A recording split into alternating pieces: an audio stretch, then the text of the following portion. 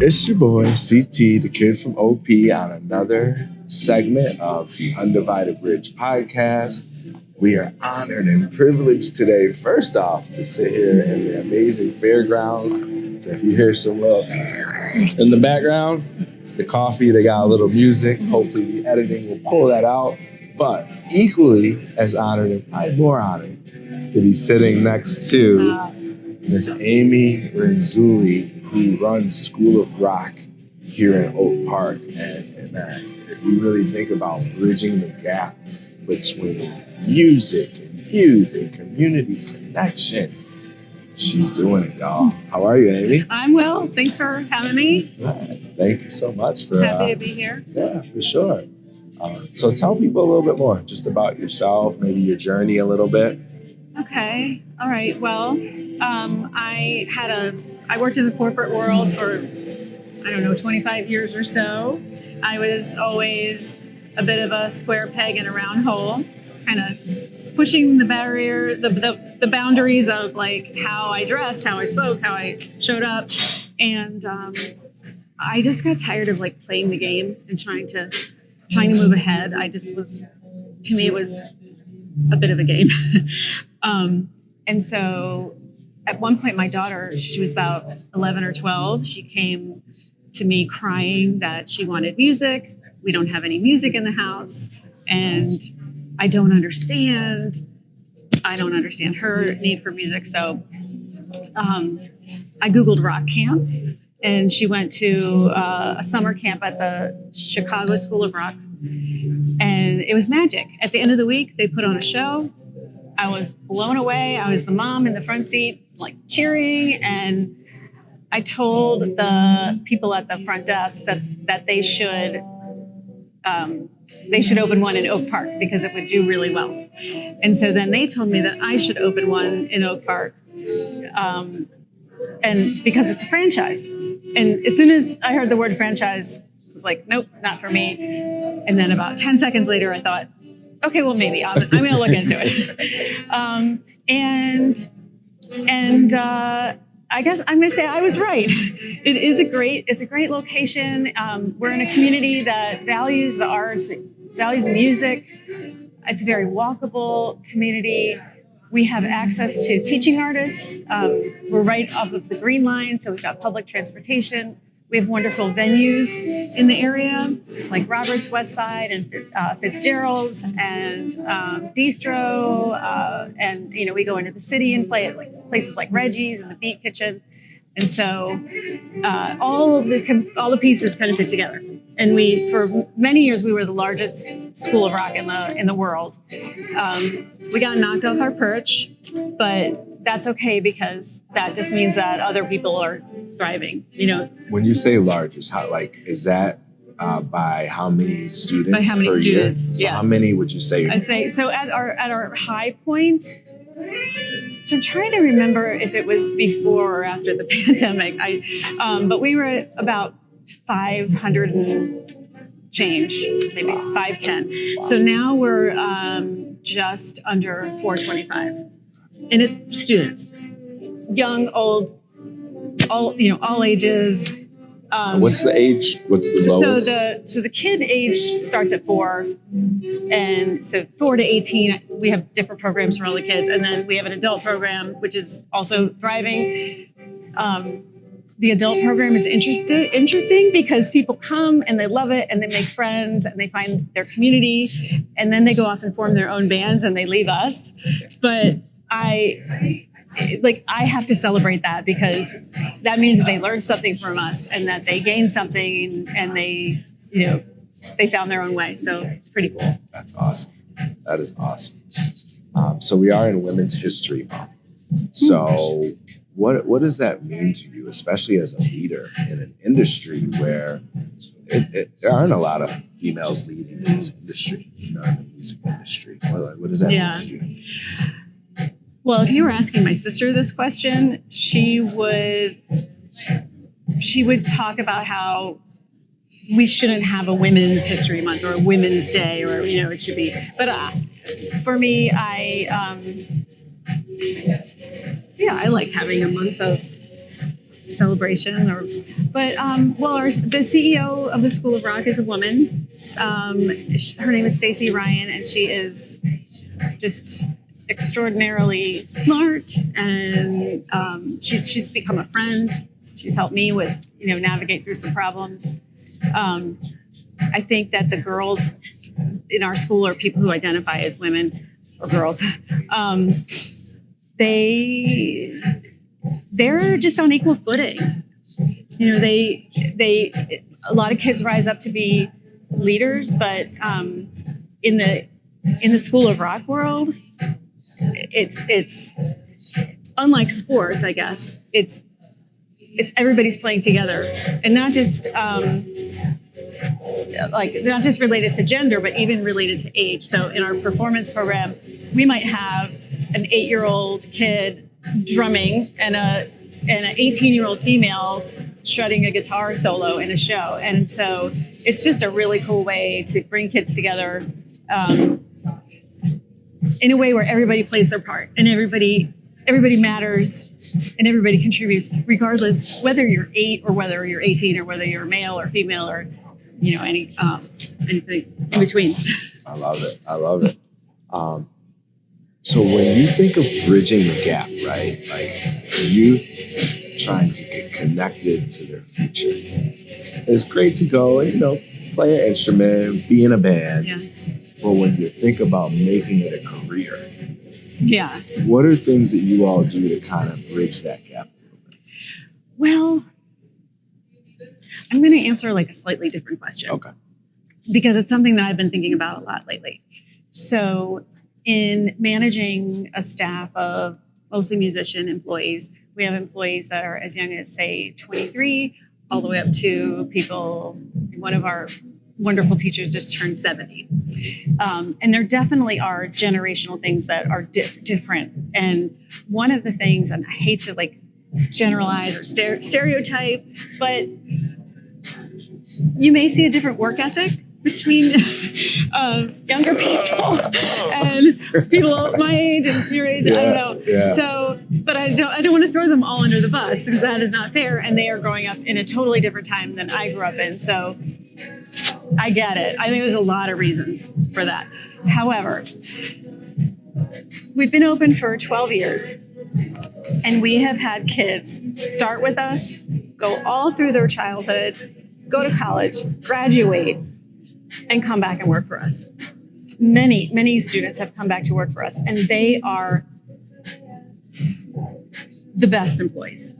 We have other employees that fall in that category, but they are well-rounded.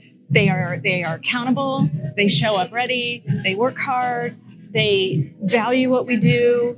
And that's because that's what you learn by being in a band. Like, you have to show up prepared. Knowing your parts. You have to also, even beyond that, knowing what you're doing, you have to know when to step back and let somebody else shine. And you need to know when to step up and take your spot in the spotlight for that guitar solo. You need to have patience with people around you who maybe aren't at the same level of playing that you're at. You just have to show up. And so that kind of, they may not, these kids that graduated and now work for us, they may be on their way to other careers, but I feel like they're so well prepared as a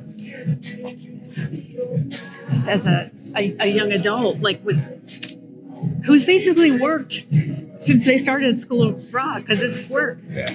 So, yeah. Okay. No, that's so it kind of answers your question? Yeah, no, I appreciate that one. I think that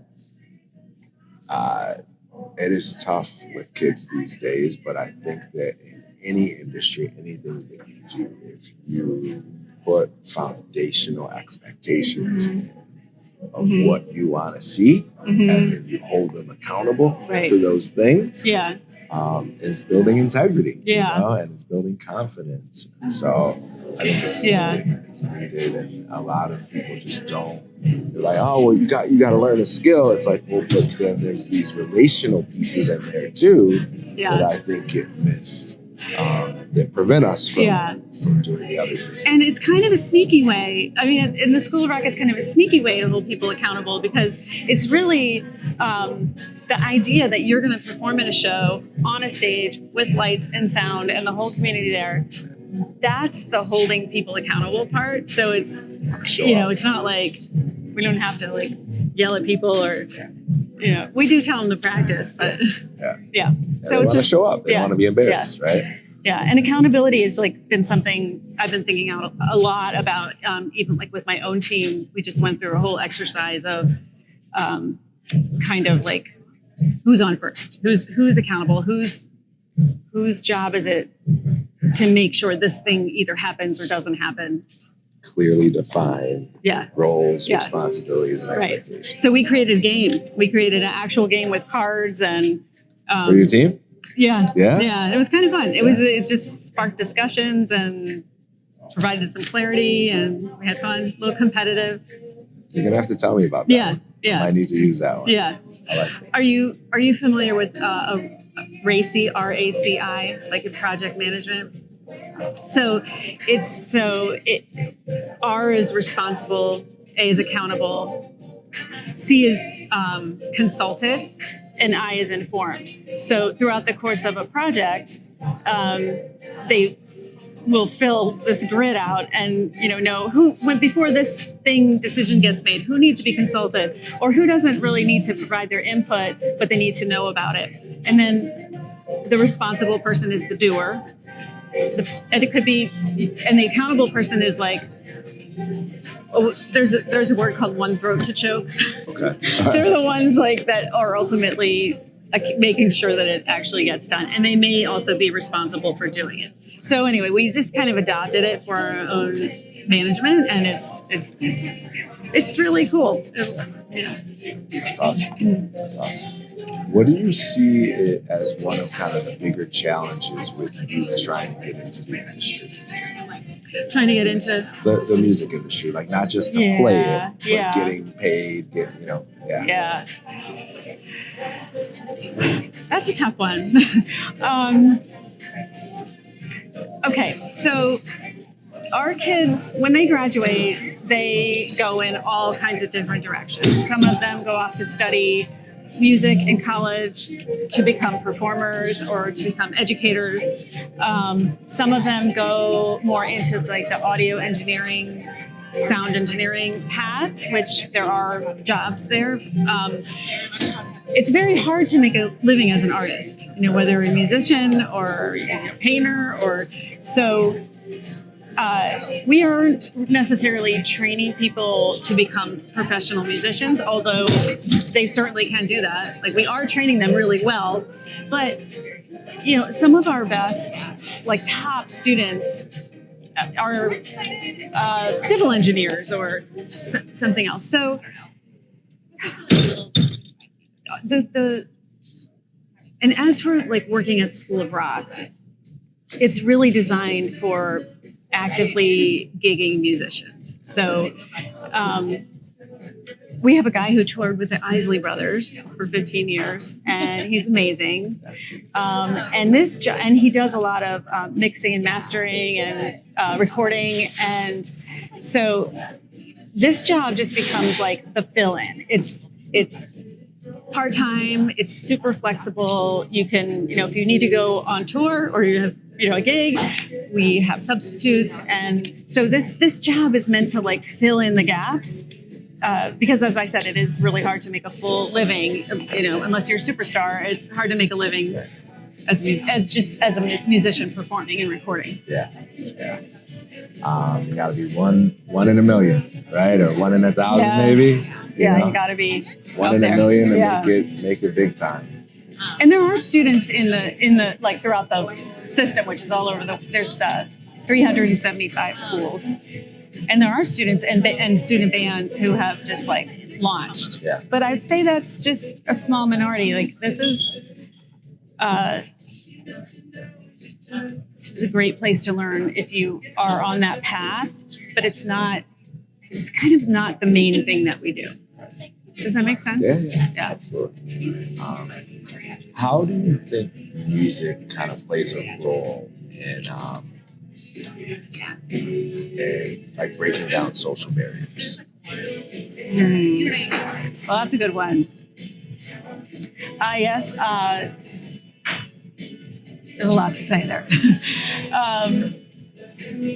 Well, there's different kinds of social barriers, right? So there's people with special needs, people who are on the autism spectrum, or people who are super introverted and anxious. We have a lot of students like that.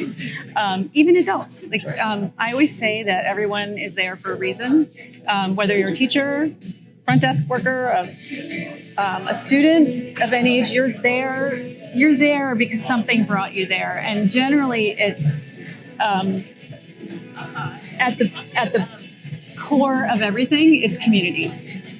So I kind of gave the example of the 8-year-old drummer and the 18-year-old guitar player. The playing field is leveled. So when you're on stage, if you're somebody who's like anxious and shy, those being on stage is it's not like being in a conversation with someone. Those kids can like totally shine and rock out and be super confident, but they're not necessarily. It's that part of what they're doing is not social. That kind of is, but you know what I mean. But it isn't. Yeah, right. there's a lot of. I mean, there's a huge social factor there. But so again, like I guess to me, it's just about. I keep using this word, leveling the playing field. I have made a very deliberate effort to make our School of Rock a place where no matter who you are, no matter what color your skin is, what your anything, your income level, your identity, your age, I want everybody there to see somebody like them, like themselves, or to see themselves, to come and go, oh yeah, I belong here.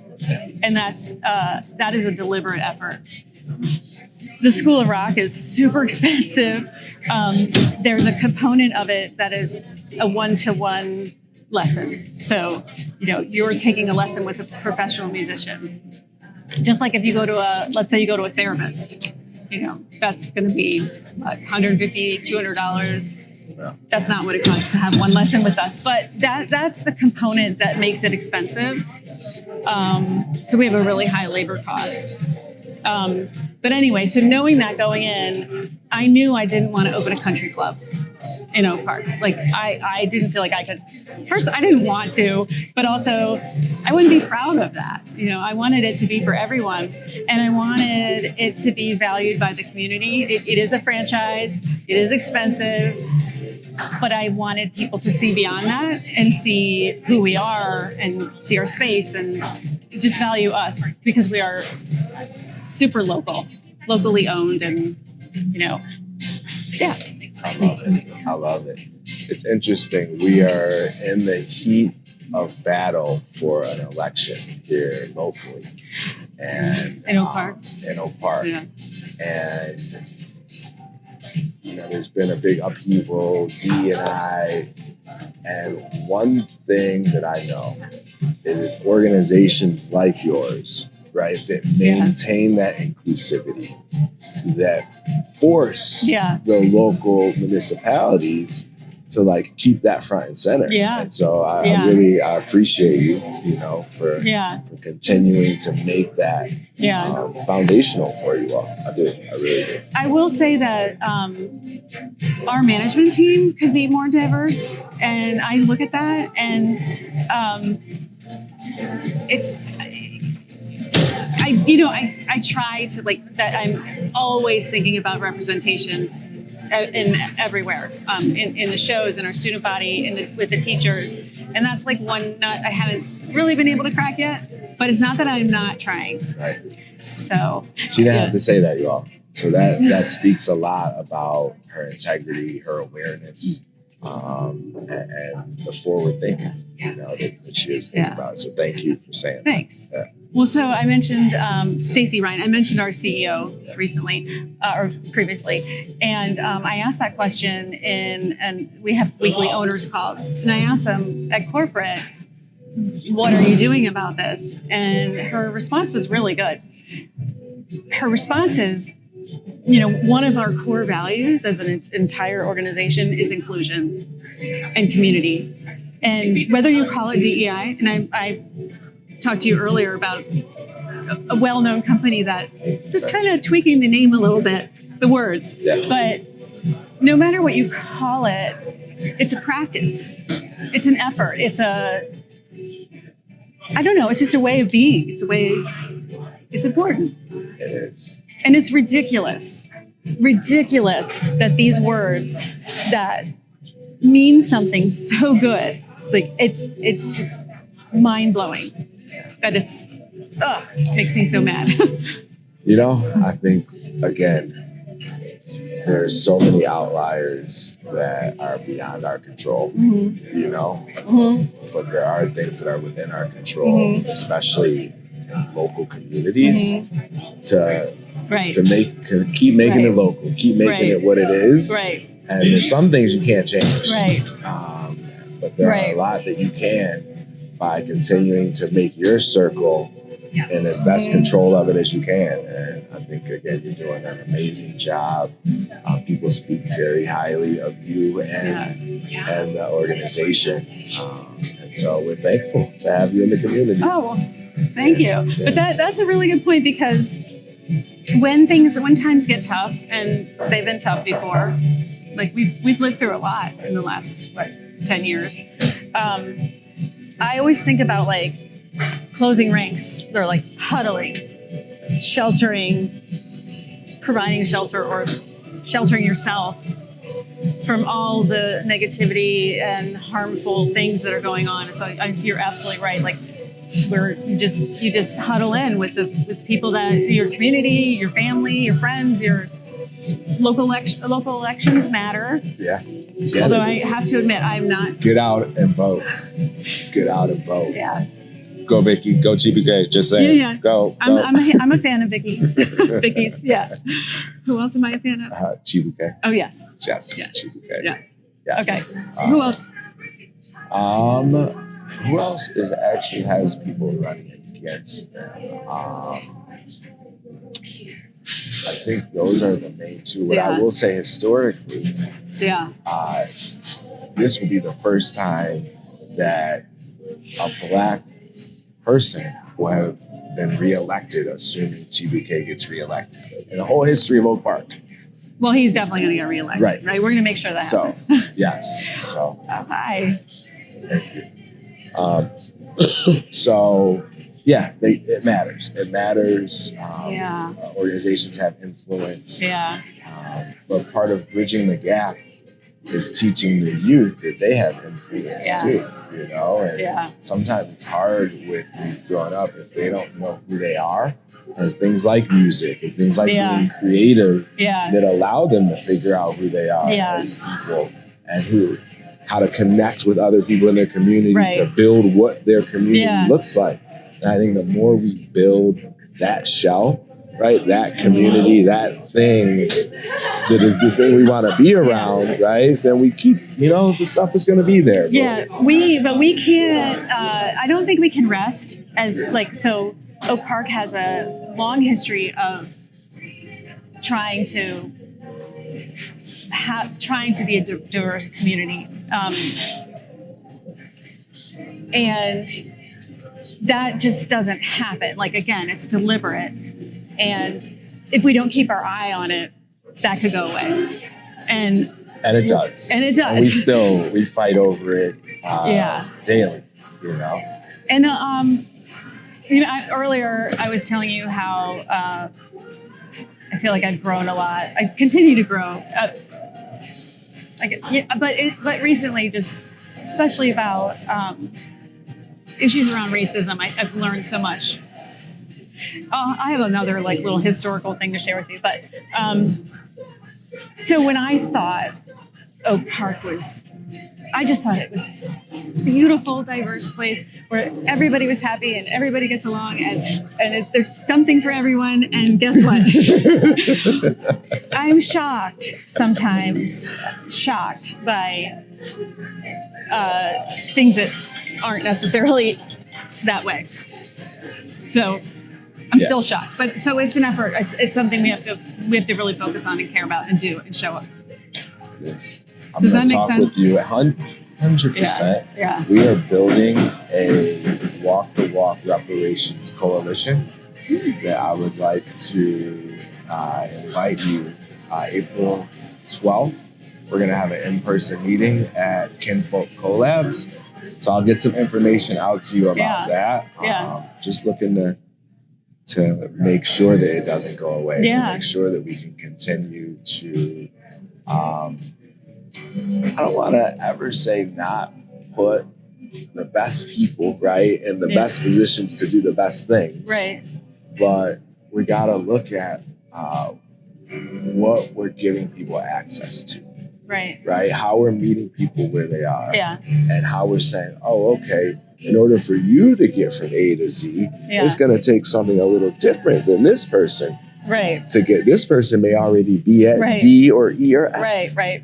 So just making sure, I think that we're thinking about that as a community as a whole, that's not just an individual, that's a 200-year collective impact that has been made. Yes. And so how do we peel back 200 years of impact that has multiplied, Okay, you're going to make me cry now. we got work to do. Yeah, we got work. Definitely do. So, and we will do it. And I think the great thing is we are in a community that values it. Yeah. But even in that community, there is still those pieces that hurt sometimes. And I think that some of those things that we're alluding to, I guess, they can be hidden. They're there, but you don't see them, but you do. And kind of with the changing political landscape,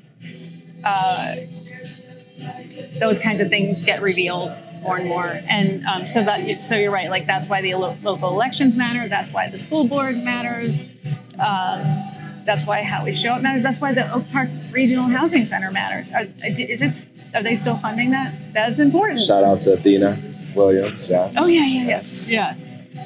We used to do a scholarship fundraiser with that organization, and it was to raise money for. It was called Rock the House. Okay. It was awesome, and it was to raise money for scholarships, and also to raise money for the Oak Park Regional Housing Center.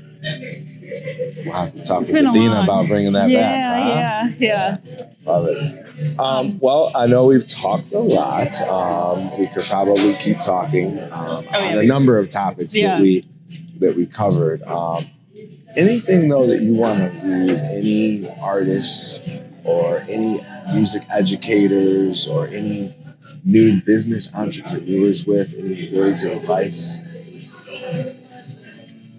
Advice for those people? What was it? Any advice for somebody starting out, or someone starting out maybe in music, or someone starting out as a new entrepreneur trying to start a business? Yeah, absolutely. Well, I get a lot of questions about the music industry, and I'm not an expert in that area. I'm just not. But I do feel like I might be somewhat of a. I don't like the word expert. I don't know. Well-versed in entrepreneurship. Thought leader. Yeah, thought leader. Yeah.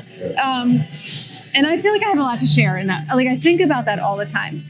Should I consult with startups? Because, I came into this just kind of using everything, every aspect of training that I was privileged enough to have in my career. I had diversity training. I had leadership training. I learned about project management. I learned marketing, sales, and all of that. And I had a lot of sales training. And I just put that all to use. And I also try to educate my employees. I try to bring them up into management positions, and I try to teach them about leadership. I don't have a lot of extra money to hire, fancy consultants, but I'm trying to pass on, almost like a parent would pass on their values. I'm trying to pass on my values and the things that I know in business. And I think a lot of people jump into businesses with passion, but maybe not with a well thought out business plan. And it's not complicated. If you go, it's not complicated. If you really create the plan and deliver on it, right? And you have to think you have to think about, is my idea actually, am I going to be able to make a living on it? Let's say you wanted to open a store. You have to imagine yourself. I have to be in that store all the hours that it's open. So is that really what I want? And the same thing, I had to do that myself when I switched careers, leaving the comfort of a nice job to do this. I had to imagine myself. Could I see myself there? And I could. And I had a business plan. But yeah. Are you willing to risk it all as an entrepreneur? Because there are long nights and long days. Yes. And you put a lot on the table. And sometimes low cash flow or no cash flow or backwards cash flow, especially in the beginning. So yeah, it's a lot. There's a lot to it, but I wouldn't change anything. But I will say the larger you get, the more risk you are taking on.